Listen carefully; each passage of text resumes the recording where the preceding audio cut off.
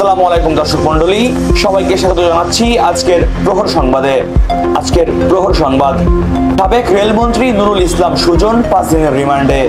বৈষম্য বিরোধী ছাত্র আন্দোলন চলাকালে গুলি করে রফিকুল ইসলাম নামের একজনকে হত্যার অভিযোগে যাত্রাবাড়ী থানার মামলায় সাবেক রেলমন্ত্রী নুরুল ইসলাম সুজনের 5 দিনের রিমান্ড মঞ্জুর করেছেন আদালত। আজ রোববার তাকে কারাগারে ঢাকার চিফ মেট্রোপলিটন ম্যাজিস্ট্রেট আদালতে হাজির করা হয়। এরপর মামলার তদন্তকারী কর্মকর্তা তার 10 দিনের রিমান্ড আবেদন করেন। এ সময় আসামিপক্ষ রিমান্ড বাতিল ও জামিন চেয়ে শুনানি করেন।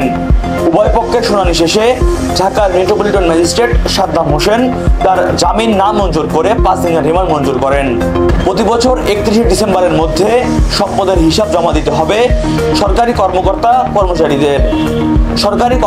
কর্মচারীদের প্রতি বছর 31 ডিসেম্বরের মধ্যে সম্পদের হিসাব জমা দিতে হবে বলে জানিয়েছেন জনপ্রশাসন মন্ত্রণালয়ের সিনিয়র সচিব ডক্টর মোহাম্মদ মুখলেসুর রহমান। সরকারি কর্মচারীদের সম্পত্তির হিসাব জমাদানের বিষয়ে আজ রোববার সচিবালয়ে এক ব্রিফিংয়ে তিনি এ কথা জানান। ডেঙ্গুতে আরো একজনের মৃত্যু, আক্রান্ত 843 জন।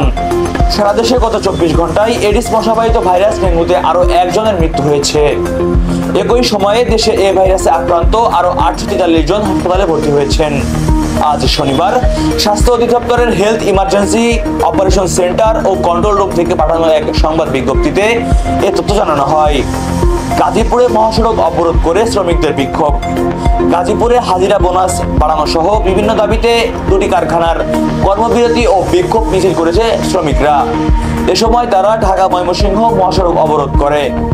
এতে ওই মহাসড়কের যানবাহন চলাচল বন্ধ থাকলে যাত্রীরা পড়েন ভোগান্তিতে।